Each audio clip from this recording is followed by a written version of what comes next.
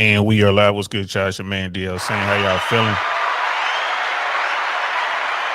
Happy Monday. I really want to know podcast. Yeah, I know I've been missing. I know I have been missing. It's been I just been over here doing what I do, getting through the summer. Like I said, I've already said this summertime. There's no way I can keep to a schedule. Just things are just all over the place. School's out. So, my whole world revolves around my daughter, but she is home today. Went to pick her up today. I was so happy. Yeah, I'm so happy that she's home. She's in the house. You'll probably hear her bouncing around in the background. Um, but I just can't keep a schedule, y'all. When school starts again in August, mid to late August, I believe is when they go back. I haven't checked yet, but when they go back to school, it'll be back to the normal schedule. It'll be easier. But I appreciate y'all just hanging in there with me, just jumping in and jumping on with me whenever I just throw out some random stuff, man. Advice Nary is in the house, man. What's good, fam? How you feeling, bro? Yes, sir. That podcast was so long, man. It was 4.5 hours. They actually cut out like 50 minutes or so, like 45 or 50 minutes. So it was yeah, man, it was over 5 hours. They had to edit that because the Tate brothers are still possibly facing charges. They haven't been indicted, they haven't been charged. And they're coming up on the end of the time allowed to indict or charge someone, which is the end of this month. So they had to, normally Valuetainment, they're real good about that. They don't edit nothing. Tate, he just speaks, what I mean, straight off the dome, straight from the heart. He doesn't edit nothing or ask people like, don't talk about this, talk about that. But they have to. They have to look out for themselves, bro. They've already been, thrown in, right, thrown into the belly of the beast. So they have to be smart about this. Um, Looks like there are going to be some sort of indictment, some sort of charges forthcoming, but it's going to have to go to court, whatever their process is over there. Whatever charges are levied against the Tates and whoever else is named, they're going to have to prove it in court. So, Romania's kind of put themselves in a position, you know. So we're going to see how it plays out. It is what it is. We got Brother Mike in the house, man. What's good, fam? Yes, sir. Knights in the house, man. Templars in the building. What's up, man? I can't, like I said, a couple of weeks we'll be breaking bread. We'll have another meeting. Got another meeting coming up. And we got stuff to talk about. We got things to do. We're building. It takes a while to build. Getting your foundation down is the most important thing with any organization. This the foundation is going to stand the test of time. If you cut corners, put down a good foundation, there's no way that your organization can grow. So shout out to the Knights, the new Templars, man. We're gonna be doing what we do. Hey y'all, like I said, it's been crazy. It's out here. I did an upload earlier today. I was watching a YouTuber raising wildflower flowers, and she was talking about some stuff that her family was going through. It's pretty good upload. I ain't gonna lie to you guys, man. Check it out. Just to give you a taste of what's going on down here in Florida. Um, there's a lot going on in Florida. So and I'm gonna save a lot of that for downrange podcast because a lot of it's political, right? Because I definitely can't wait to do that. Um, but yeah, shout out to my fam out there. So I saw this video and I watched pretty much the whole thing. I had it on in the background while I was doing what I was doing while I was driving around. I had it on. Really good. It was a good conversation. It was a really good conversation. Um, Valuetainment has already, made it known that you can get the edited portion of the video, but you have to wait until the world sees what happens with the court system in Romania. If the Tates get charged, if they don't, if they do get charged, if they go to court, that video will be available at a later date. Shout out to Valuetainment, Patrick Beck David. Shout out to Adam, Vinny. Shout out to Natalia. Like, the whole, like Mario, the whole team. And it's a lot of them, y'all. Like, you talk about building a foundation. Patrick, and his team over at Valuetainment, they're doing just that. And like I said, I believe in what they're doing. So yeah, I wanted to talk a little bit about this, man. They have 4 hours and 36 minutes, and that's the edited version of the interview with Andrew Tate. I have a couple timestamps I'm gonna talk about now. Obviously, I'm not gonna be going. Just no way I'll be up for the next 2 days if I was to cover everything I wanted to cover. That video was long, but man, they made some good points. It was some good stuff in there, some real good stuff in there. Brother Michael's like Wayne DL Saint, man. I appreciate that, bro. I appreciate that, man. We out here just trying to make it happen. Just trying to make it happen. And yeah, man. So this video, and I was kind of waiting. I was waiting to see what was going on with Myron Fresh. I haven't really been in any of the chats. So I reached out to see what was going on, and it's like no show tonight. So I'm like, all right, cool. I'm gonna go right now. I wish I'd have sent that text earlier. I could have gone on earlier. But I had to make thumbnails and everything else. So but yeah, shout out to my guys, Fresh and Fit. I don't know if you guys saw that article in the New York Post talking about Myron. And bro, Myron made he put it on his Instagram a couple days ago. I actually just read the article a couple hours ago.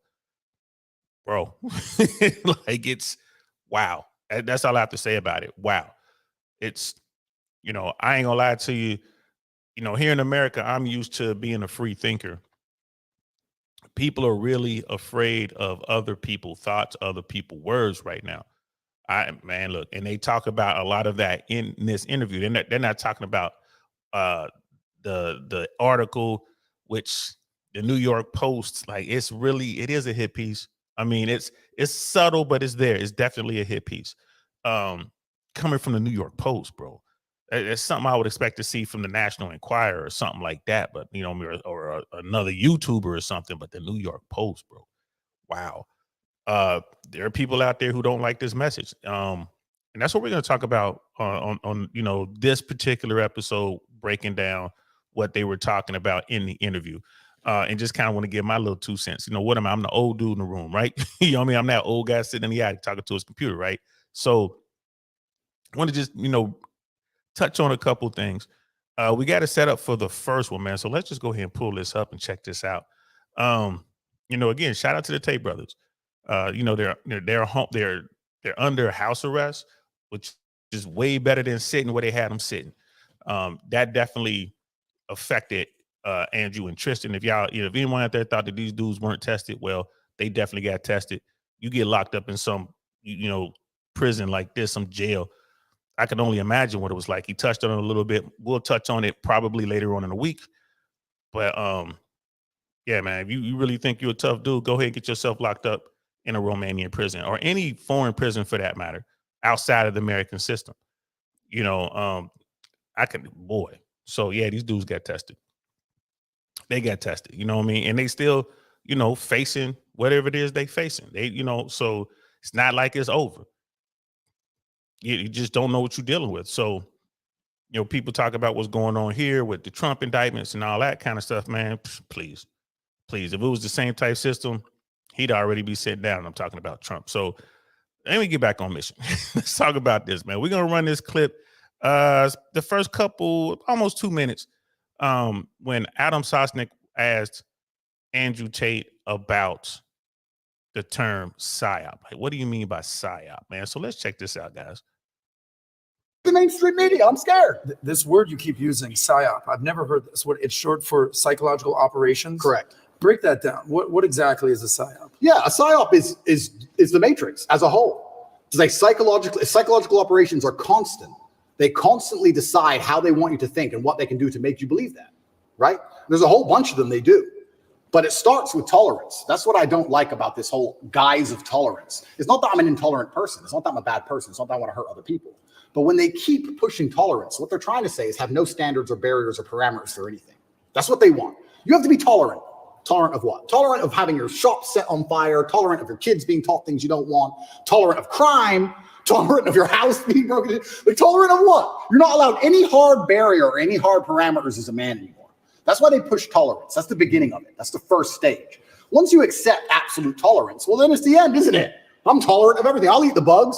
Sure. You'll tolerate everything. I'll tolerate everything. I'm tolerant. Sure. So when I say things like I'm intolerant of certain things and people think that's bad, no, you need to have standards and parameters. And that's one of the reasons they also attack me. I say that men should be allowed to have standards and parameters in a relationship and in their lives. We should be allowed to decide who we just want to marry, and we should have standards for her. They have standards for us. We should allow ourselves to have standards for her. We should have standards in what we'll accept from a government and standards in what we'll accept from a police force. We should have standards as men, but they're trying to erode all of that, because once that's gone, then your brain is completely empty. And then once your brain's empty, they can just plug in the slave program, and then it's over, right? You're a tolerant person. You're a tolerant person. Good. You're a good slave. Slaves are exceptionally tolerant. So the shirt you wear is what? Escape the slave mind? Resist the slave. Resist the slave mind. What does that mean exactly? It's a better word. Resist. Resist. Right? But Now, that right there for, listen, I do not agree with 100% of anyone's opinion. I don't. I do not agree with this. You can't name one person in history or one person living today that's like, well, DL Tate agrees with everything this person says. No, that person doesn't exist. I'm a free thinker. I'm going to run it through the old think tank, right? Because nothing gets past the old think tank. You got to put it in and think about it. And what Andrew Tate just said makes sense to me. America used to be a place where you got pushback. People will push back just because. Now it's all about tolerance. He's absolutely right. Now, am I saying that you shouldn't be tolerant to anything? No, I'm not saying that. Am I saying you should be tolerant to everything? No, I'm not saying that. I'm saying you should put it through a think tank. But listen to what he's saying. He made that comment about, yeah, I'll eat the bugs. Well, there's people out there who believe that our species is gonna, because we're overpopulating the earth and we're just like depleting all the natural resources, we're gonna wind up living inside of these little pods and eating bugs instead of, for our protein, instead of, wanting to eat meat or whatever. So I get where he's coming from. This is pushed to be over tolerant. Like, listen, of course I give everyone respect. You know what I mean? You respect me, I'm gonna respect you right back. It's as simple as that. Respect is earned. I treat people the way I want to be treated. I could care less what you do and who you do it with and all that. That's your business. But I'm not gonna be okay with you forcing your beliefs on me. I don't care if it's sexual. I don't care if that's religious. I don't care if it's political. I don't care. I'm not going to do that. Like if I'm working for someone, for instance, and they're paying me $300,000 a year, they don't get to tell me what to do when I'm not in that office. And there's people who they like, well, I don't care. I'll do whatever they tell me to do for this money. I'll raise my kids the way they want me to raise my kids, for this money. I'm not going to do that. I'm not. Right. So this conversation is going to lead into some more stuff, right? Like, and when he talks about the PSYOP, that's what he means. He's like society, especially here in America, the Western society, most developed nations, they want you to act a certain way. I understand that there's this, all right, I get it. We want to present our way in certain environments, right? I'm not going to go into a meeting, for instance, with a Patrick Bet-David or with a Barack Obama and then and go in here and act a certain way. I'm not going to act out. I'm going to be respectful. I'm going to sit back and I'm going to learn. I'm in a room with two powerful dudes, a man who made himself out of nothing, Patrick Bet-David, and another man who came up in a system that was against him, become the most powerful man on the planet, Barack Obama. I'm not going to come in there and be talking all crazy and dressed all crazy. No, I'm going to come in there dressed appropriately and I'm going to sit down and I'm going to listen. As an old guy, I'm going to listen. I'm older than PBD. I don't think I'm older than Barack. It's close. I don't think I'm older than he is, though. I think he's older than me by a little bit. I got to look up his age. But I'm going to sit back. I'm going to listen. I'm going to learn. Like, I'm never the smartest man in the room. I'm never the most, successful person in the room. If I am, I'm in the wrong room. I'm moving out of that room quickly. I want to go where the people who are leveled up, I want to find out how they did it. So that's what he's talking about, man. There is a push for you to be tolerant. There's a push for you not to question anything. They tell you to do something, do it. Yeah, they talk about the pandemic. I made a choice. I took the information that was available at the time and I made a choice. Now I look back on that choice and I shake my head. Like, for me, I really wasn't sweating it because I was in the military. In the military, they jacked me up with all kind of drugs and whatever. Potions, right? All kind of magic coursing through my veins. That's what I signed up for. So I really wasn't worried about, what this new one, this vaccine. I wasn't worried about it. And I do believe in science. But it was a tough choice when it came to my child. It was really tough. That was a tough one. But I made my decision. I don't believe that, the government's attempt to force everyone to do was right. That was wrong. They should have just brought the information out. And the fact that you had to sign a waiver to take this, this vaccine, I was like, well, that's the first time I ever had to sign a waiver for something. Why was it a waiver? Because it was experimental. So I took the information I had at that moment and I made a decision. Now, looking back on it, would I have done the same? Probably not. Probably not. Now we know, maybe that information wasn't complete, the information they gave us at the time. It is what it is. It is what it is. I made my decision and I did what I did. But I don't believe that, you should just do it just to do it. You should do research. You should just stand in line. It's like, oh, they said do this, so do it. Nah. You need to think it through. You should absolutely think it through. People talk about tolerance, man. Think it through. So, that's one of those things. You know what I didn't do? I did not check the audio. I hope everything is good. I think you guys are here letting me know everything is good. So I'm just going to listen to the audio. Yeah, we good. We are good. So, Brother Mike said that Barack is 61. Yeah, he's older than me then. He's got me. Miss AKA ladies in the house, what's good, sis? How you feeling? Yeah, hey, up late with the big kids. Good Monday, folks. Yeah, good Monday to you. Yeah, I'm up. I'll be up for a couple more hours before I lay it down. Y'all know I've been my sleep has been off. My sleep clock is off big time. So I'm like, let me do this real quick. And then my daughter, she's a night owl. She'll be up. She ain't even trying to go to sleep. She ain't even trying. She'll be up to probably right before the sun comes up. So that's what he's talking about, man. It's like a big old psyop, man. They're trying to just tell people to do stuff and people just compliant. And you're so run down in life. Like you don't even want to think about stuff anymore. It's just, you're trying to figure out how you're going to make it to next week. Let alone going out here searching for information, trying to figure out what's best for your family. But that's what you must do. And people are I'm just so tired. The government is going to, tell me what's right. They're going to try, but that might not be right for you and your family. You got to look at this stuff. You got to do it. It's part of it. That's part of it. You have to do it. So that's what he's talking about with the PSYOP stuff and the PSYOP stuff. And it's everyone in government jacked up. It's just like this great big plan, by the system or the matrix or the 1%, whatever you want to call them. Nah, not everybody's on board. There are people out there just trying to do their best.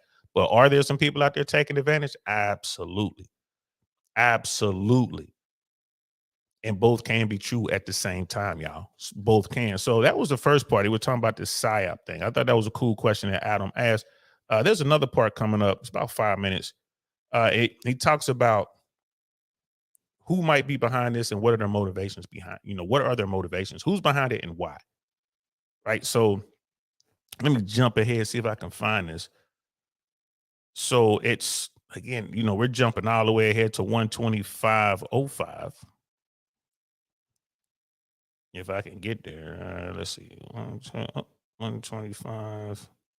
We'll start it right here. So, and again, I really enjoyed this interview and the conversation. I'm sitting here and I'm just wrapping my head around a conversation and I'm thinking, okay, I'm digging a lot of what was said. Tomorrow, I'm going to be on here talking about stuff I did not agree with. They got to talking, they got to talking politics. It's like, I don't know about that. Right? Like, I don't know about that. So I'm going to do that tomorrow at some point, sometime between sun up and sundown, I reckon. So just hit that notification bell because I don't even know what time I'm going to do it. But, again, I don't want people to think I'm just some sort of fan dude or whatever. It's like, nah, man, I'm listening to what they have to say. That PSYOP bit, I get it. And then this part right here, he's talking about the people behind it, whoever they may be and why. So let's check this part out real quick. us down everybody's throat, or there's going to be certain people standing up? Well, certainly I'd like to believe that the tide is shifting and we're starting to get some degree of victory against the matrix as a whole. I do believe that the public sentiment is shifting. However, the fight is long and it's very, very difficult, because I agree with what you're saying. Only a year ago, I would argue it completely and say it's basically over. I'm actually very impressed with the ground we've taken back with common sense. But these people operate so slowly. It's generational, these attacks. The attacks we're suffering now were started in the 70s and 80s. They take it over time. And yes, it's fantastic that those parents fought back against that school. That's fantastic. But there's a whole bunch of schools where they didn't. And who knows, okay, that particular book might be removed. A softer version will be implemented. Next year, maybe that book will come back. They have all the time in the world, all the money in the world, and they're insulated from these things. That's what's most scary. You talk about Vanguard and BlackRock and all these companies. What's actually scary about it is the people who are making these decisions are completely insulated from the consequences of their decisions. They're in Switzerland. They fly private. They don't care. You think they care about any of this crap? They'll say, oh, do this. Oh, it's caused a riot. They don't live there. They're nowhere near it. They have nothing to do with it. When's the last time you've even seen a politician? Do these people even exist? They're have nothing to do with where they operate. It's actually amazing. When I was in Dubai once, I think it was about 3 years ago, I saw the leader of Dubai walking through the mall. I was like, he's a person and he just walks through the mall. I was so impressed. Imagine a Western leader walking through the mall. Never in a million years. It's just pieces of paper, private jet, vanish. All these people who are in charge of everything don't even live in these communities. I do believe that, yes, we can win, because I don't think you can fight to the best of your ability if all hope is lost. I do believe we're winning and taking ground back, absolutely. And I believe that we're doing that by purely telling the truth. What our eyes see is what's real. And we're doing it in the name of God, because you're saying Armenians are strictly religious. I think God... Now, everything Tate's saying up to this point, man, I'm with, you know what I mean, on this part right here. I'm with him.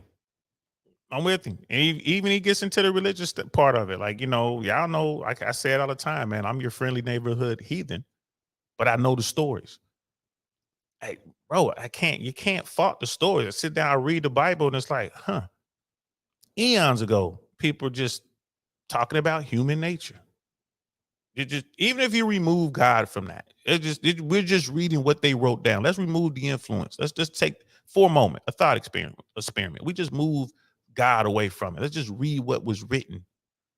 And it's like, bro, you can see it going on now. Like, yeah, I know people who live like that. Yup. You know, I know foolish people who build their homes on sinking sand, and yeah, it's gonna sink. I know people who don't pay attention to the foundation. Started the show talking about foundation. Yep. Right? Like, yep, that doesn't. I know people who mess with people who are less than noble. They mess with liars and people who aren't honest, men and women, and it don't work out well for them. All this stuff was written down eons ago. And I said, like you know, and then when you do add that element to it, if you do add, you know, maybe there was a higher power, you know, involved, you know, whatever, maybe it's spiritual, it's religious, it's whatever. Right? You see it like, ancient humans understood this without smartphones and computers, without cars, without airplanes, without trains, without boats. They didn't have ships. They didn't, you know what I mean? These people who woke up, and if they tended the fields and they tended to their livestock, and if someone came and stole their sheep, they didn't eat. If a plague came or if there was a drought, they didn't eat, because if they couldn't grow the food, they didn't eat. When people came, when they fought for survival. They didn't fight over, you know, leaders or political ideology or anything like that. They fought to survive way back then. Right? So he's right. And the people who are making these comments, like you said, these people who are doing whatever, he's like, bro, they ain't around you. Most folks will never meet a billionaire. Most folks will never have a relationship with a multimillionaire. Most folks won't. Those people reside in the 1%, right? Way up there in the 1%. Most folks ain't getting up there. Most people don't know how to network like that. Right? Most people die within 50 miles from where they were born. That's the life they're in. That's the life they lead. They do their thing. They cool. So yeah, when you're saying there are people out here making these decisions that live on, they don't live with you wherever they live in. They don't live with you. Yeah, they fly private. Like you said, he saw the leader of Dubai walking through the mall. Pretty sure dude has security. You know what I mean? Like there was a time in America where you could be walking around DC and you would see the president of the United States walking around back in the, early 1900s. Like you would just see it. Late 1800s. There were politicians who made a sacrifice to come to DC and do their duty, do their civic duty. And they represented the people who elected them, and they went and they did their job and they came back. Now you just a pro making money. You just making bread. People keep saying, man, we should send you to DC. Like, bro, don't send me to DC. Y'all know I'm trying to get a yacht. You know what I mean? I ain't got no problem with that. Going to DC and getting the bread. So I'm like, I don't want to go to DC. I really don't. Send someone who can go, send someone who's all about making a change, they got the life that they want. They can't be lured by the money. Because like I said, it's so much money. Andrew Tate spoke on that later on in this interview, not this clip we're watching, but later on in the interview, I remember him talking about that. That's when they were talking about the politics. That's when they got to talking about stuff I didn't agree with. But in that clip of stuff that he was saying, they were talking about Trump, and y'all know how I feel about dude. And, they feel a different way. But he was saying, like, go there and there's some guy with a briefcase and a dark suit's going to come in the room and tell you what's what. I agree with that part. Yeah, they're going to tell you. They're going to tell you what's what. You feel me? Lady Navo's in the house. What's good, love? How you feeling? So glad you're here. She's like tired of the Andrew stories and D Jackson, Derek Jackson, and his wife, LOL. Yeah, this is, you're going to see this now. They put out all this. You're going to see a whole bunch of Tate stuff this week, love. Just telling you right now. Just so you know, sis, this is what you're going to see. This is what you're going to be hearing about. Dude ain't really said nothing into that BBC interview, and now this. Right? And Miss AKA Lady DL, just admit you are spiritual already. Yeah, I mean, we could have that conversation. We could have that conversation. Like I said, I know I'm better off knowing the things that I know about the church, about the religion, but I'm also knowledgeable of other religions, and I've noticed there's a common theme, especially when you're talking about the three big books. When you're talking about the Quran, the Quran, and the King James Bible, there's some themes in there. Right? There's some themes. Even when you look into the Hindu beliefs and stuff like that, and when you start looking into Taoism and Buddhism, there's some themes. I guess they're universal. Well, we could talk about that on another episode. But yeah. I mean, I ain't tripping. I'm still reading. I'm looking at stuff, man. People keep talking about the end of times. I don't think we're near the end of times, but I do believe times are going to get tough. People talk about Revelations. I'm not a huge, about the rapture and all that. Man, that's not in the old text. That's not there. I mean, and there was some other stuff that's in there, and they was talking about the mark of the beast and all this. 6 and his number is 666 and all that. They were talking about Nero. But again, it's funny that these lessons keep coming back, don't they? Whether they were talking about Nero or whether they're talking about an Antichrist who hasn't come yet, still, it keeps coming back. And you have to, like I said, you have to put things through the old think tank. Brother Mangel's in the house. What's good, fam? You must put it through the think tank. It has to make sense to you. And like what Miss AKA Lady is saying, if you are a spiritual person, and sit down and not just think about it, meditate on it. You know what I mean? Meditate on it. And see what answer comes to you. Patrick Beck David is a very religious man. Like I said, I got to talk to him. It wasn't a very long conversation. We were talking, 10 minutes or so, 10, 12, 15 minutes, something like that, because there's a lot of people waiting to see him. And I didn't want to hog up all his time, but we did get an opportunity to talk. We got to talk about the military. I got to tell him how impressed I was with his story coming out of Iran, going through Germany and winding up in America, and then growing up in America. They didn't have money. He grew up in the hood in LA, Armenian in LA, he could have gone gangster easy. He could have gone down that road easy. Right? He's a religious man. We talked about that. We talked about our service. He was, he was in the Army. He was, Fort Campbell Air Assault. I was in the Army. Fort Bragg, airborne. But I'm older than he is. You know what I mean? I'm quite a bit older than he is. But we had that talk. You know what I mean? Again, I'm sitting here talking to a multimillionaire. This man is worth hundreds of millions of dollars. And he talks religion. And he actually put something on my mind in that brief conversation because I was asking some questions. And I'm not going to share with you what he said. I'm going to wait till I talk to him again and make sure it's okay. Because what he said might have just been for me. But what he said has me thinking. It truly has me thinking. He's a very religious man. So yes, love, I am spiritual. And as I get older, maybe I will become more religious. I don't know.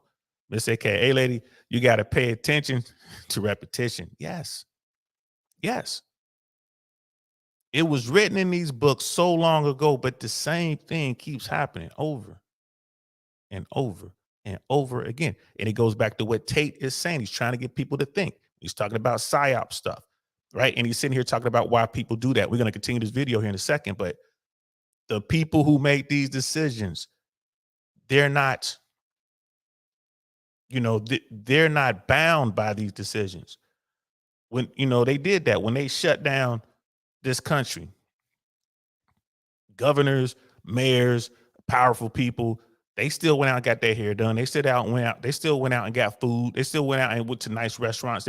They were not bound by the decisions, right? And these rules they were holding everyone else to. And that's what he's talking about. And no one's pushing back. Why? Because you got to be tolerant.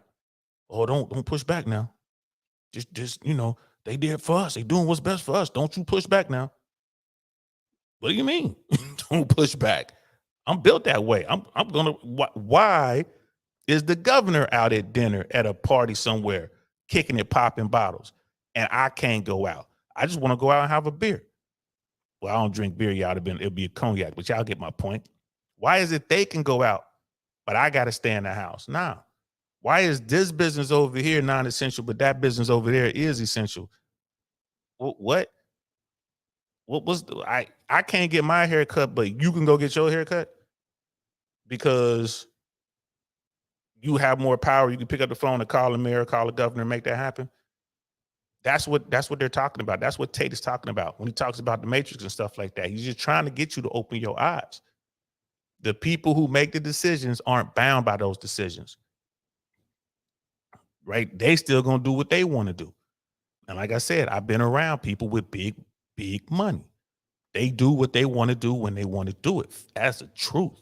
I'm sitting here like, whoa, I can't believe I'm on my way here. I'm on my way there. I can't believe we're going to this place and it's not even open, but it's open now because we on our way.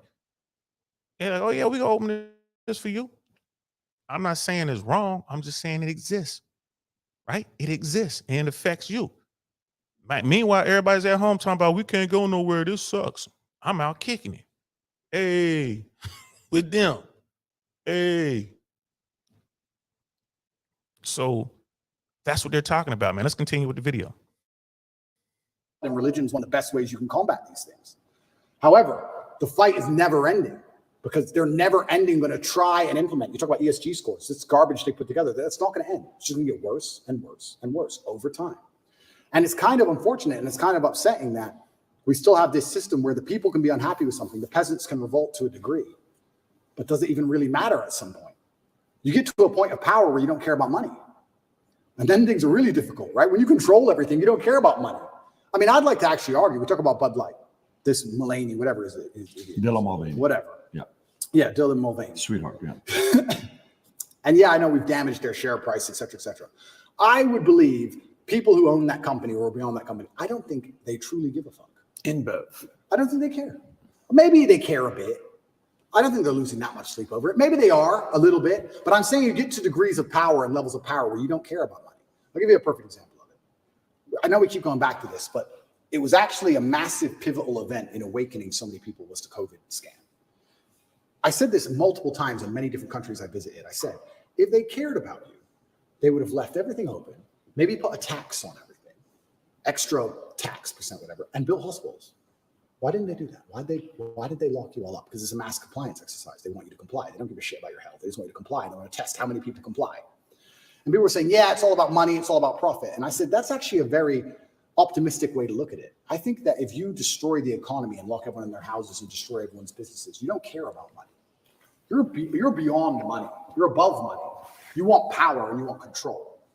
Because once you become actually rich, you learn that the world is all just about people, right? The best things in your life are people. The best things in your life are family. Things that make you happiest are your friends. Your life experience is the best if you have good team around you, good assistants, good helpers, good staff, whatever it is. It's all about people and controlling people. What do you want money for? To get other people to do what you want. That's all money is. I want a Lamborghini. I can't build one. He can. I will pay him to build me a Lamborghini. It's all about people. So once you get beyond a certain level of money, and there's a certain level of control you want that money perhaps can't buy, then you think, well, I don't care about the money. I want the power. I don't want money. I want them to stay in their houses. Why? Because it says so. I don't have to. They have to. Ha ha ha. It's funny. And I've said that and sat with people and said, do you really think people in charge of the world are so petty that they would lock everyone in their houses so they can laugh? I say, yeah, I actually do. I think if you were born into a wealthy family where money has precisely zero value, and you are arrogant to the moon because you're this whoever, and you believe you're God's gift, and you don't, a Ferrari ain't gonna make you happy. Who cares about Ferrari? Ferrari's free. It's pennies. You don't care about any of this shit. What makes you happy is everyone respecting you and being afraid of you. To a degree, you're going to try and influence some power and fear. I think that's what it is. So I think a lot of these companies, when they're doing these things and they're upsetting people, etc., yeah, it's good that we're fighting back. But I also think part of them enjoy the show. I think part of them genuinely enjoy the show. I think part of them go, you know what? Let's do this. This is insane. Let's do this. Oh, they're fighting. I really believe it. I know it's a pessimistic way to look at it, but I think they enjoy the show apart. I don't disagree with you. Dude, he thinking. I know a lot of people out there, right? Come on, like, yo, Saint, for real. Do you think what he's saying is true? You know what I mean? Do you really think that those people are out there? Man, look, I tell you this. Right, I can remember once I had my people come up to me, man, and saw a police officer in his cruiser during a busy time of the day, get in the middle of the street, turn his lights on, and stop traffic in all directions, and then drove in a couple circles, peeled out, and drove off. And when asked, why did you do that? The cop was like, because I can. Right? So if a police officer would do something like that, yeah, a multi-billionaire, yeah. Yeah, I remember that movie Trading Places when, you know, like Eddie Murphy and Dan Aykroyd's characters, whatever, and those dudes, the Duke brothers, they did it over a bet, $1 bet.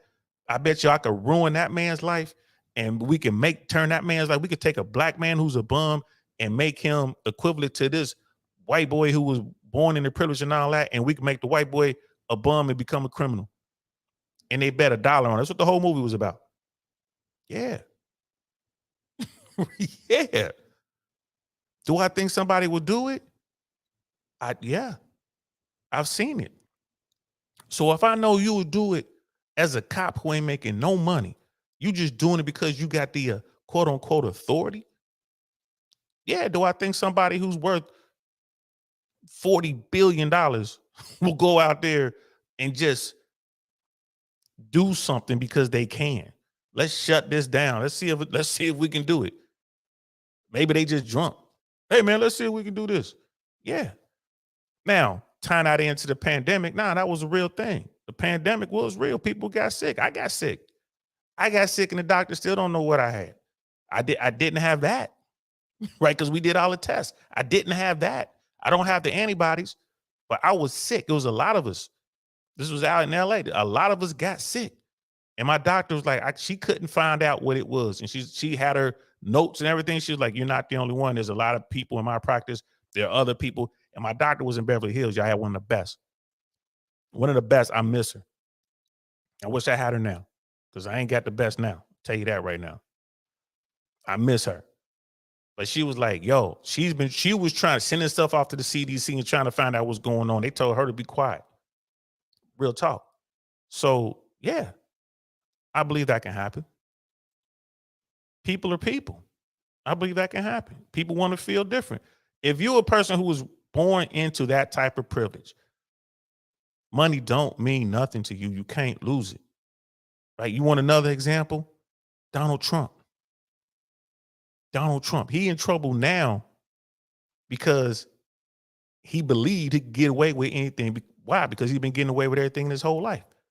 Why should this be any different? Yeah, they coming after him. He can't do his normal tricks. He just can't. Well, I'm just gonna drag this out forever, and they're gonna run out of money, so they ain't gonna be able to. I'm gonna keep this in court and drag it out. Man, you dealing with the United States government, bro.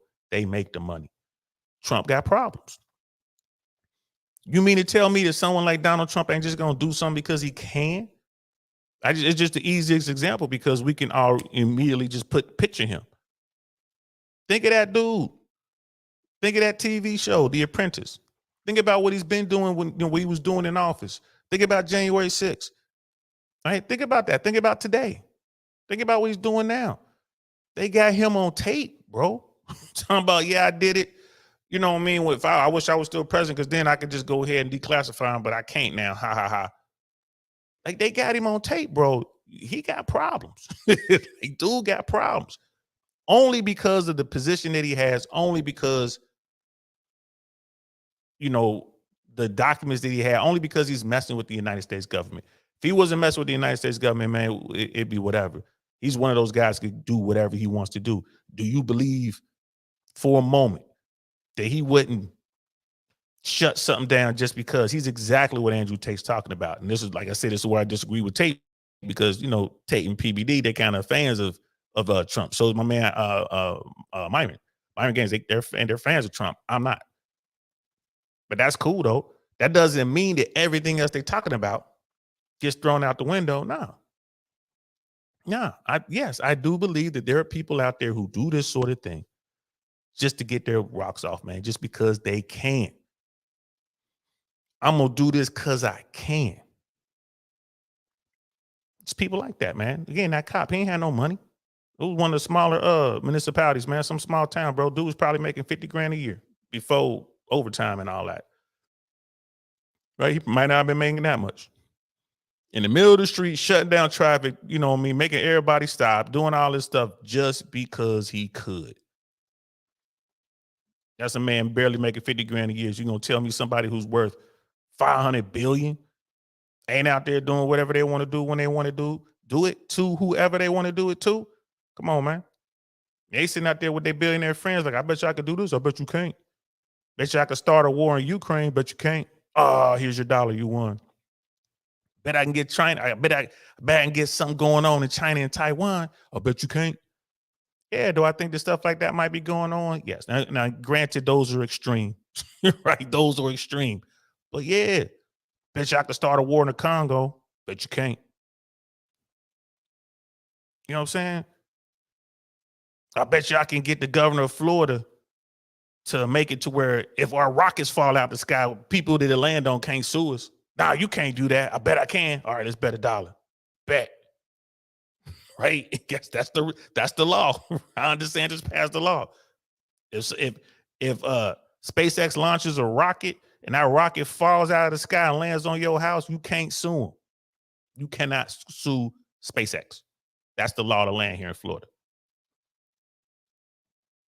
You see what I'm saying? When I see stuff like this and I look around like, I can't believe that.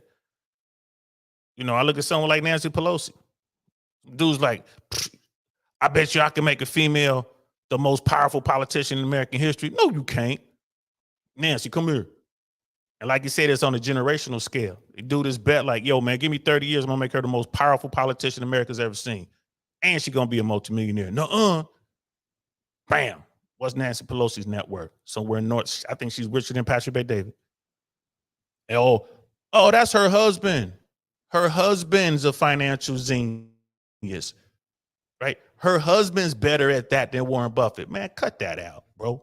Cut that out. If you really believe that Nancy Pelosi's husband is a genius, he's just a financial dude, right? He has more influence than Warren Buffett. Man, I got a couple bridges I want to sell you, man. I give them to you at a good deal. He making all that money because he know what's about to happen because his wife telling him, bro. You know what I mean? I ain't mad at them either. Like I said, it's the game, bro.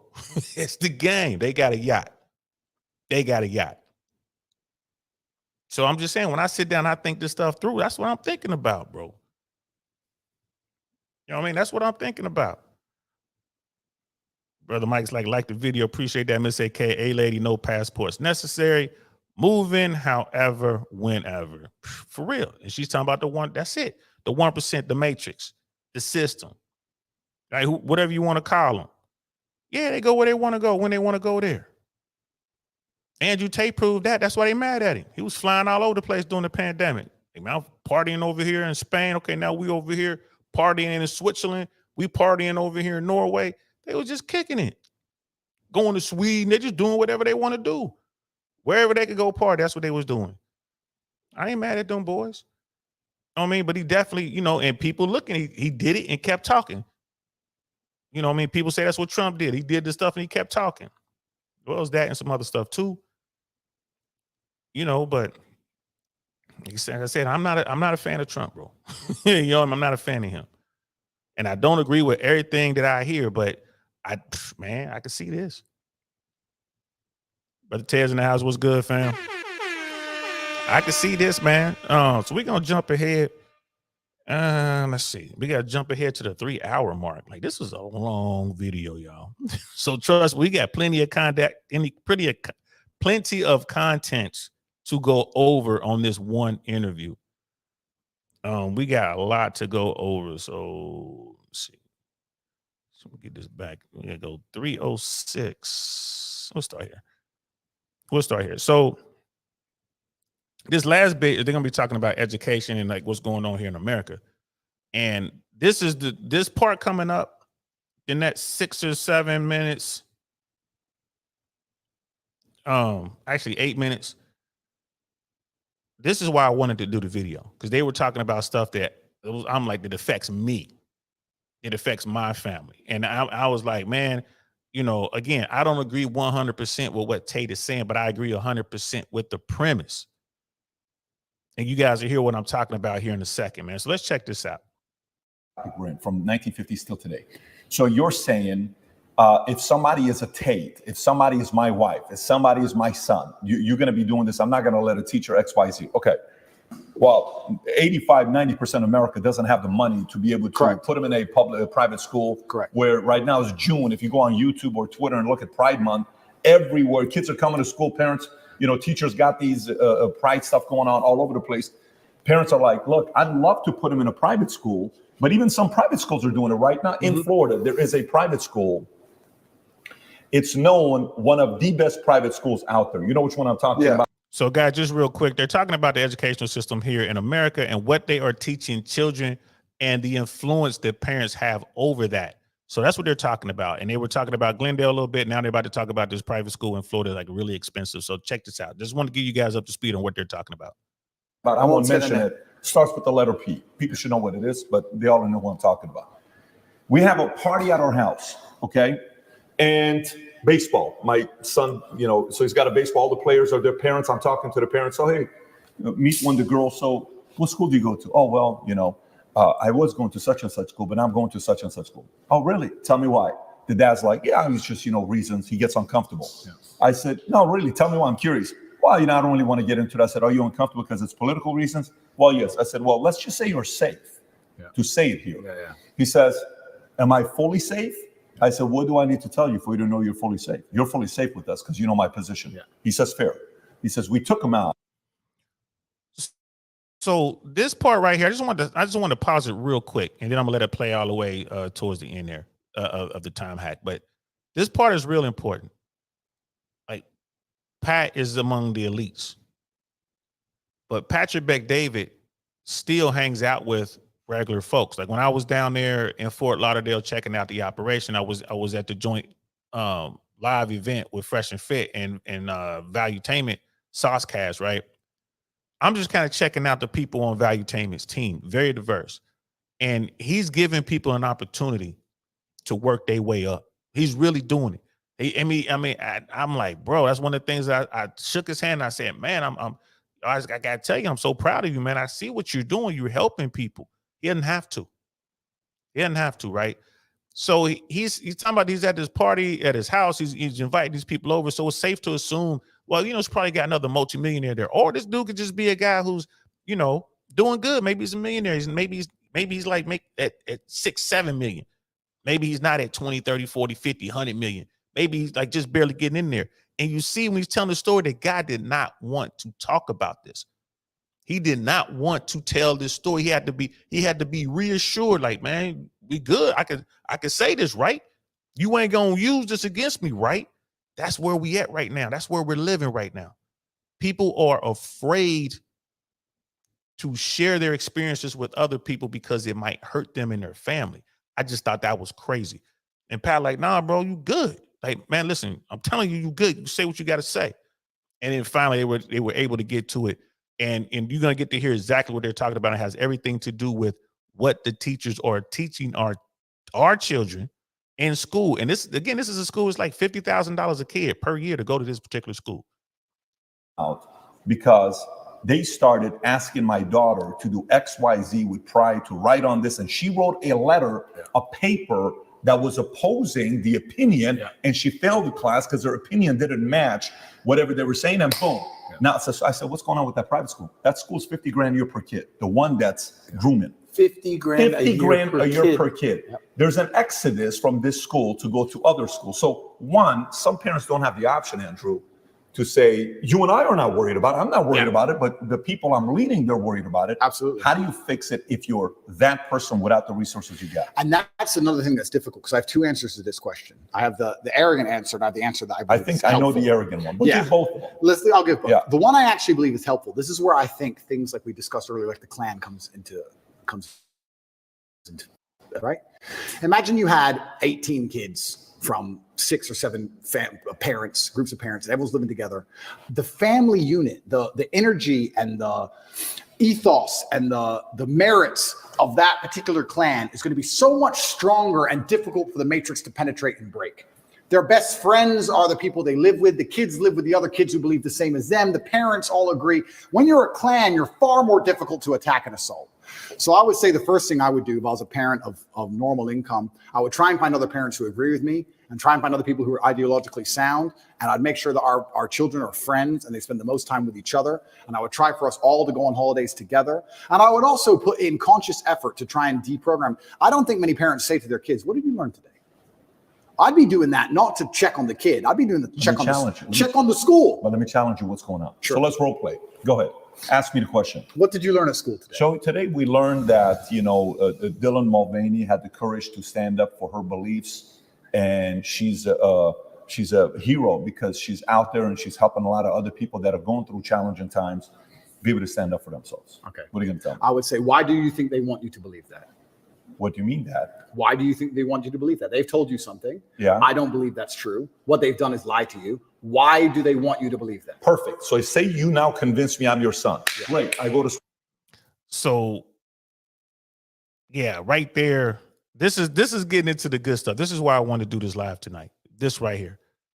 I talk to my daughter every day. I pick her up from school when school's in. And I ask her, what'd you learn today? Every day. And here's the thing. She'll nothing, just normal stuff. We're still talking about this. We're still talking about that. But I ask her every day. And then every now and then she'll bring up something that's kind of, for me, like out of left field, like, where'd this come from? Right? So you have to talk to your children. That is key. Miss AKA lady. It's not just what the school is teaching, but more what other parents are teaching their kids and the influence kids have on each other directly. Yes. And that's why Tate was saying he would love to have a situation where you're grouped in like a small village or a large family. Like, all right, it's like you and all your siblings and all y'all kids, and y'all live on a big compound and you pool all your money together, which is what people who move here from other countries do. And like he's saying, when you have that cushion, so when your kids go to school, like when I was in school with my cousins. So I had cousins that were a grade ahead. I had cousins that were a grade behind. So we were constantly talking. I knew what class I was going. I knew what teacher I was going to get. So when, we all would talk to one another. If something was crazy, I got family right there. But that's missing. My daughter doesn't have that. She doesn't have any family out here. that's in school with her. She doesn't have a bunch of cousins she's in school with. So right there, it's tougher. And that's what Tate was trying to make that point. He was like, well, if ideally it'd be nice if we had this big group. And he's like, and if I didn't have that group, I would try to find other like-minded parents and kind of try to get them together, and we can kind of watch what's going on outside the PTA and all that. But yeah, Miss AKA, you're right. It's not just what the school is teaching, but what these other kids are learning from their parents who may or may not be teaching them right, raising them right. You got them other kids who are allowed to watch whatever they want to watch on TV. So now they're showing your kids stuff. So you're right. Wonderful 34 is in the house. What's good, fam? Good to see you, bro. Always a pleasure to see you, my brother.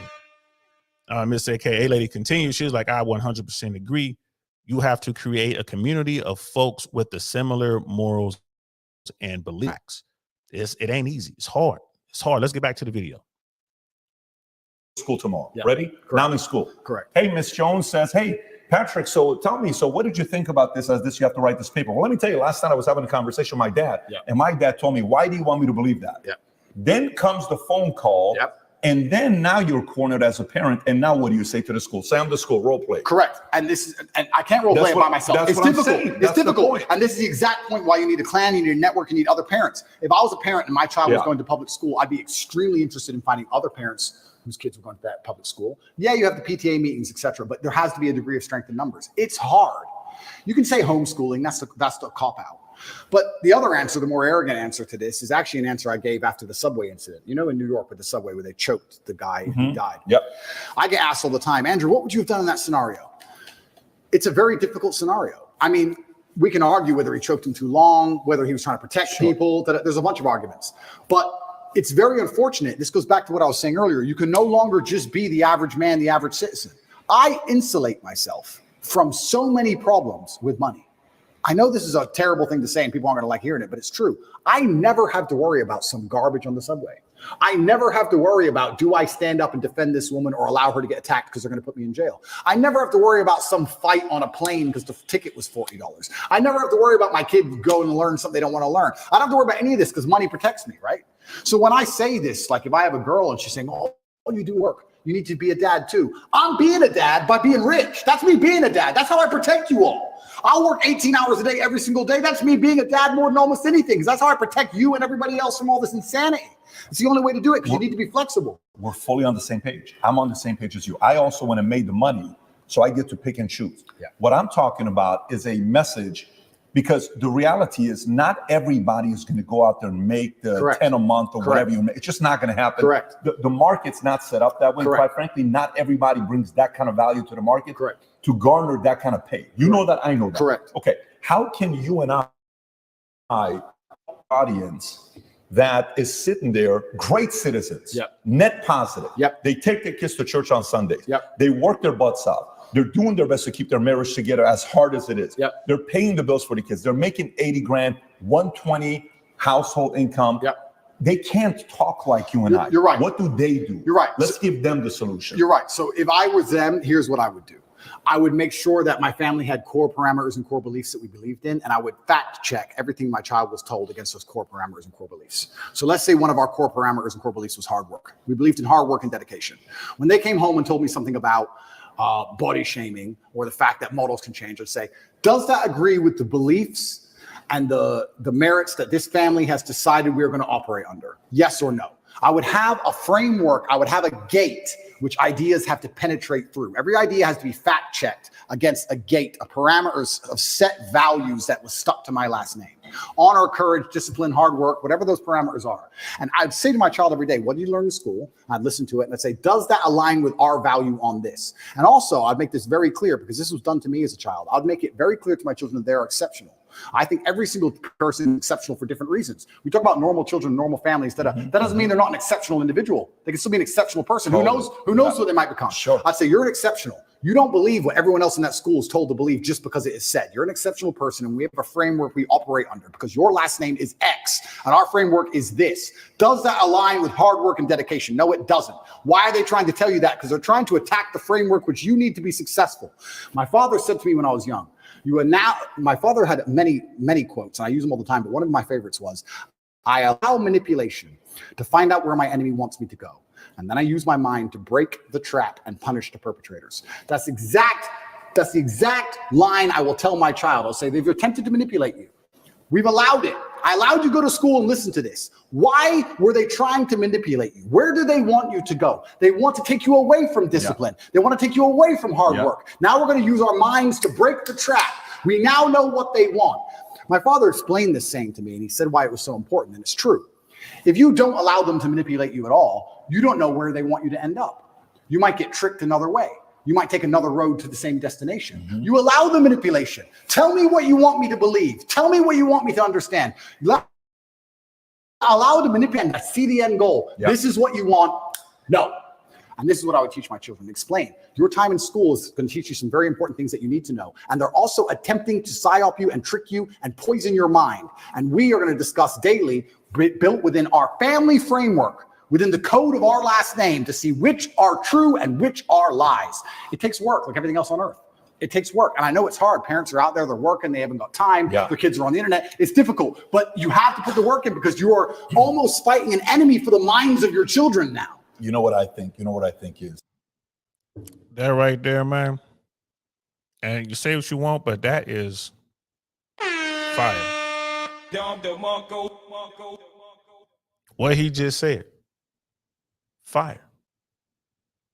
What Andrew Tate just said right there. It's fire. Man, look. So one day, and I've talked about this on this platform, I'm gonna say it again. My daughter and I had a conversation, taking her to her mom's house. It's on Friday, so it's like, it's the weekend, so I take her over there. And we had to have a conversation about gender, because my daughter refused to accept that gender is a thing, and she's like, well, why do I have to be a girl? Why do I have to be a boy? I want to be a piece of cheese. Y'all remember we didn't have this conversation before, right? Yeah, I remember. I talked about it over here. So I didn't just sit there and scream at my daughter and, and pound my fist or whatever while I was driving. So I can't pound my fist, but I didn't yell at her and this and that. No, I had a conversation with my child. Now we haven't established the parameters that Tate is talking about. We haven't sat down and say, well, these are our morals. This is our moral standard. We haven't had to do that. I'm going to do that. When I saw this, I'm like, you know what? We're going to do it one day, just to make sure we're on the same page. I want to make sure my daughter and I are on the same page. I'm pretty sure her moral compass is good, but we're going to find out. We're going to do that. And then we're going to use that to qualify what she's learning in school, what she's learning from other kids, what she's learning online, what she's learning in life. And we're gonna qualify that. So she's gonna learn something that might conflict with our core beliefs here. She's baby Saint, right? I'm Papa Saint.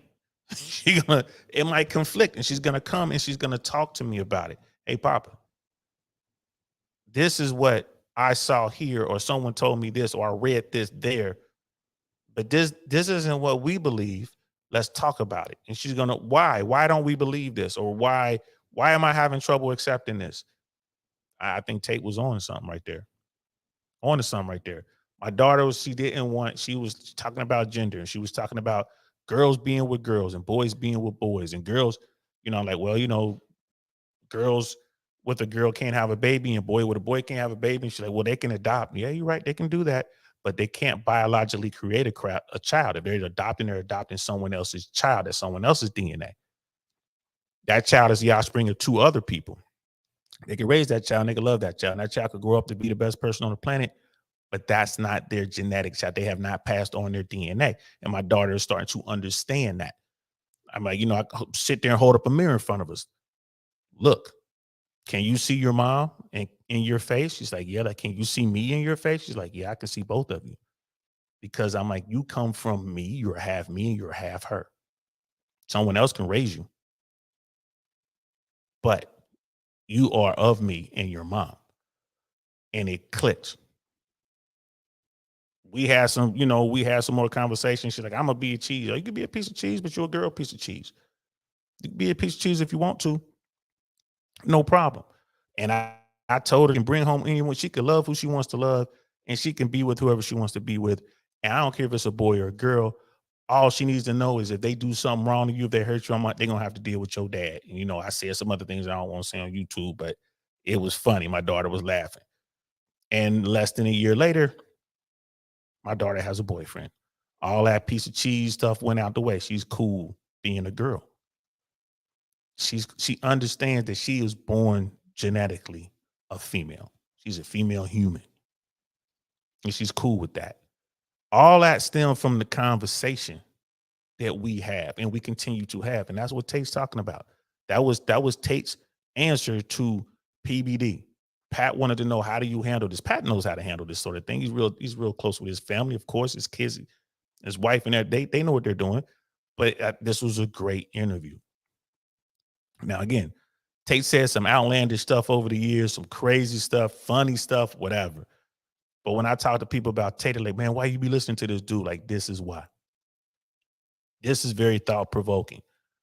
Why would you want to shut this guy up? Why would you want to shut this dude up? Right, so, you know, why would you want to shut Patrick Bet-David up? Why would you want to shut Fresh and Fit up? Why would you want to shut Donovan Sharp up? Like, why would you want to do it? Why would you want to make Rich Cooper shut up? I don't care who they are. Let me hear what they have to say and let me judge. And let me deal with my household and deal with my family. And we can work with that because we have the ability to think. Let us put it through the think tank. Let us decide what's good for us. Right? So when I just, you know, canceling people and all that, it's ridiculous. They want to lock up Andrew Tate and his brother Tristan. They want to put them in a dungeon. And you know what? If whatever they come up with, if they charge him with something, they accuse him of a lot of things, but they actually charge him with some stuff and they can prove in the court of law that him and his brother did these things, then all right, they get what they get. Right? They get what they get. And Tate says it all the time, man. If you find me guilty of something, prove it. Prove it and lock me up if that's what I did. But he's like, I seen what y'all coming at me with now. I know y'all can't prove none of that. This is all garbage. We're going to talk about that later on in the week. But I just wanted to point that out. Say what you want about Andrew Tate. Say what you want about the manosphere. Say what you want about people in general. Listen to what they have today. Listen to what they have to say. Listen to what they have to say. Put it through the think tank. Right? And then when it comes to your family, communicate with your kids. What did Tate just say? Yeah, I know it's hard. I know the kids, they're in school and you got to work and they got computers and the internet and everything else, but it's hard. He's like, I know it's hard, but it has to be done. Just like being the best takes work. You want to be the best in anything, you got to work at it. It's hard work. People don't always get a trophy. Only the winners do. If you want to be a winner, you got to go in here, you got to bust your butt and make it happen. That's just crazy. Miss AKA lady, you want to instill good values in your kids, but not in a way that creates miniature terrorists. Right. That's a difficult balance to manage, but necessary to keep in mind. Facts. I didn't do it the way my parents did it. I didn't do it. I'm not going to be like a mini dictator. I want my daughter to think. I want my daughter to be able to come to me, and she knows she's good. She knows she can come to me. Now she's going to always have her secrets. I get that. She's a kid. I know. Lord knows I have mine. My father went to his grave not knowing most of the stuff I was doing. I'm glad he didn't know. My mom will never know. Not all of it.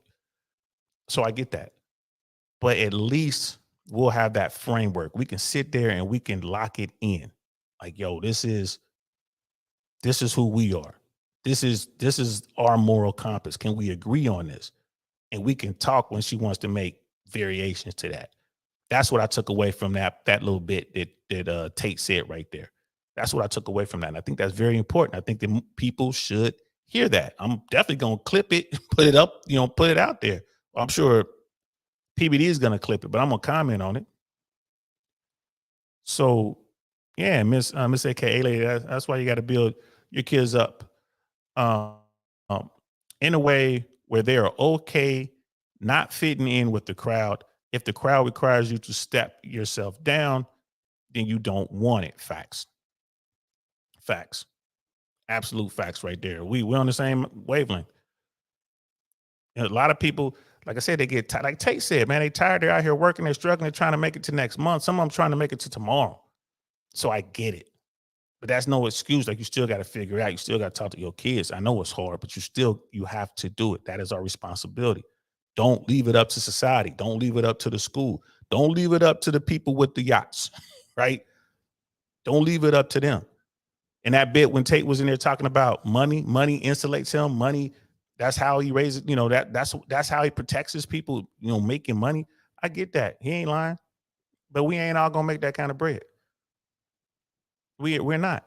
You know what I mean? Tate doesn't have a boat only because he doesn't want it.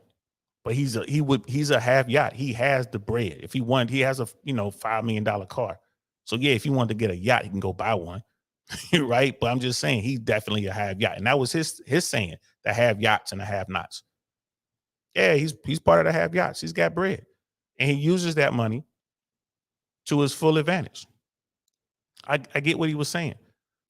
But then Pat came right back like, man, everybody's not going to make that kind of bread, man. What we tell everybody else? And then he went on with that bit when he was saying, hey, man, you got to put in the work. And he's absolutely right. Let me say, hey, lady, I struggle with being super open to whatever. There are just certain things I don't want for my kids, and it would be so much of a life adjustment to accept. But at the end of the day, it's their life. Facts. I'm the same way. I am. I'm the same way. This is the world we're in. You ain't gonna be able to keep it away. You know what I mean? My daughter lost her phone. She lost her, her smartphone, and she lost those privileges, but she still has the internet. And when she's with her mom has a smartphone, right? There's other people she's gonna get access to that. She still has access to YouTube. She still has access to the internet, right? So I wish I could, protect her and keep her away from all that, but that's just not real. It's just not realistic, especially with a split household. She's definitely gonna be able to work both sides against each other if she chooses to. So I got to go a different way with it.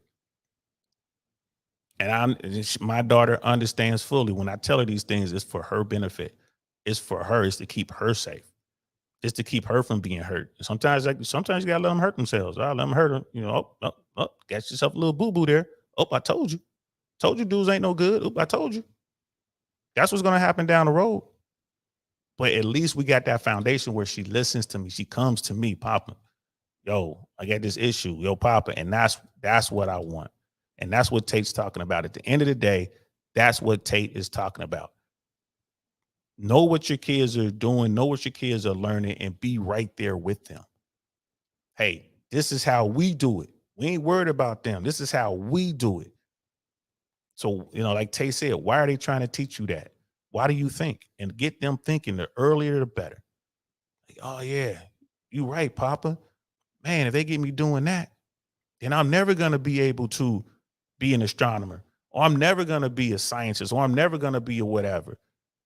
You ready to give all that up so you can be a content creator? My daughter said that. Like, what do you want to do when you grow up? Whatever you want to. She didn't want to answer. And she finally said she wanted to be I didn't clown her. I didn't yell at her. I'm like, oh, okay, well, how much do you think they make? I made her start doing research. And she ain't talking about being a Twitch streamer anymore. So we had a conversation. Like, oh, you like these nice things? How much? What do you think you're going to be able to afford as a Twitch streamer? Who's making the big money, and what about everybody else? And she could look at it herself and like, oh yeah, I'm about to think of something else. Right? So that's how I handle it. Brother Cody's Kings in the house. What's good, fam? Always a pleasure. I would never let my kids be cheese. I told her she could be cheese, she'd be girl piece of cheese. Like, you a girl piece of cheese. I told her that, bro. You know what I mean? But it is what it is. Nightish is in the house. What's good, fam? Glad y'all came through. Yo, brother Cody, man, I'm gonna be hitting you up here in a couple weeks, man. I want to get that show with you and Shushu, man. That's gonna be fire. We gotta make that happen, bro. So I'm gonna hit you up soon. We're wrapping up here, man. I just wanted to react to a little bit of the PBD Andrew Tate interview. I'm gonna be doing more of this as the week goes on. I'm definitely at some point tomorrow, I'm gonna be talking about the political talk they had when they were talking about Trump and some other stuff. Going to talk about that because, again, it's a lot of stuff I don't agree with that they were saying. I thought some of it was funny. And then there was some stuff about religion in here that I wanted to jump on as well. I gotta go back and watch parts of it again. Like I said, that's a very long interview, but it's some gold in this interview. And this is, and again, this is, I'll never be okay with censoring people. I'll never be okay with canceling people. Why would you want to shut Tate up? Tate, all he's trying to do is get people to think. You know what I mean? He's giving his stance on it. I'm like, I don't agree with 100% of it, but I see where he's coming from. It's absolutely a push out here today in America and the Western world to weaken men. It's absolutely a push. It is. It's absolutely a push to do that. And it is what it is. And why? People are like, well, okay, what's the thing? Why? I don't know why. Doesn't make sense to me. You don't, the last person you want to weaken in this country are men. Men are the batteries to drive America. You don't want to get rid of the batteries, the country will collapse. Then you look at these weak men, you look at what's going on with this country. It's like looks like we're headed that way. So, you know, I ain't gonna lie to you. Say, prove me wrong. Somebody out there show me different. We are raising a bunch of weak men. Weak, fat, dumb men. Women too, but men are the batteries. This is bad for America across the board. Look at our political situation. It's bad. It's just horrible choices for, you know what I mean? So there was a bit in this interview where Tate was saying it's a race to the bottom. Maybe we'll cover that. You know what I mean? Someone's already put a clip out saying that he was him bad mouthing the red pill world, the manosphere, which he wasn't. Just making observation, and it was food for thought. So you know what? We'll do that tomorrow. The race to the bottom clip. You know what I mean? I'll find it. It's in here. I remember I watched this thing today, so I'm gonna go watch more, get my notes ready. We're gonna talk a little bit more about this tomorrow. This was a great interview. Definitely a win for Andrew Tate and Patrick Bet-David. Win for Valuetainment. Now from brother Michael, Miss AKA Lady. That's why we have a heavy STEM focus in my house. Experiments all the time. I will pass out if my kid said she wanted to be an influencer. Yeah, we got to fight it. We got to fight it. You know what I mean? Clout, fame is a powerful drug. Like the Native Americans would say, that's powerful medicine. I'm here to tell you, someone who's done shows and gotten standing ovations, boy, that's powerful medicine. You know, popularity, it's a drug. Most people in Hollywood, especially the entertainers, from the A-listers all the way down, they get hooked on it, man. Same thing in the streets. It's that people talk about the drug game or why they keep doing the drugs is the money. Like, nah, man, it's the lifestyle, it's the clout, it's the fame, it's that importance. That's what get them. That lifestyle is what get them. It's so much money. Shout out to Pimp C. If I told you cocaine numbers, you would think I was lying. Like, he is telling the truth. Like, it's that much money. So they get caught up. And what comes with that money? Anything you want. And everything you don't want come with that money. Just take it for somebody who came up and seen it firsthand. That's a lot of, man. So that clout. So many people out here on YouTube with tons of clout and broke as a joke. But they love the clout. They love it. Walking around here broke. But they love it. So be careful with that, sis. Make sure you stay on your kids. You're doing it right. You're doing it the right way. You are definitely doing it the right way. You know, Miss AKA lady saying, I'm tracking Nigerian parent. I'm taking a Nigerian parent approach. LOL. For real. Standards and head high. Absolutely. Absolutely. That used to be the African-American approach once upon a time. Once upon a time when we had to fight for education, that's what it was. Back in the day, separate but equal. That's what it was when people were trying to keep you from being able to read. It had power and people wanted that education. That's why they birthed those generations right after slavery. Starve for education and trying to, and better themselves. Not now. Not now. Like Tate said, man, it's a race to the bottom. So I appreciate y'all. I'm gonna leave it there. I appreciate y'all. This was cool. You know what I mean? I know y'all like, man, you out of energy. Uncle Saint, you ain't got no energy. Facts. I'm sorry, I'm tired. My body's been messed up, y'all. My body's been messed up. So I'm gonna have more energy tomorrow. I promise you. We'll do a live talking about some more of this interview, at least that, and then I may do an upload. I don't think I'm gonna do any comedy this week. I'm kind of putting together. I'm still stringing together the bits. So I'll probably go out. I might go out Thursday and do some stand up. I might go out Thursday, but I won't be every night. Like the past few weeks, it's been Monday through Thursday. I've been going out. This week I'm just gonna chill out. I might go out just once. But like I said, I'm still trying to piece the bits together. But yeah, thanks for rocking out with me, y'all. I really appreciate y'all. For real, for real. This was cool. I'm gonna keep doing this. You know what I mean? Definitely gonna keep doing it. Yeah, but say, K lady, yeah, you have a good night too, love. You know what I mean? Definitely keep the peace offline too. It is what it is. You know what I mean? I appreciate each and every one of you. Shout out again to Valuetainment, Patrick Bet David, Adam Sosnick, Andrew and Tristan Tate. Shout out to the whole Tate family and all they people. You know what I mean? So we're gonna pick this up tomorrow, y'all. This was fun. I hope you enjoyed it. You know what I mean? I'm gonna break this up into a whole bunch of shorts. Be on the lookout. Y'all see them on the internet. So I'll see y'all tomorrow. Maybe tomorrow morning. We'll see. So I'm gonna holler at y'all, man. I know what it is. I'm DL Saint. DL Saint. I really want to know podcast, man. Good night, y'all. Peace. Darn, that's the end.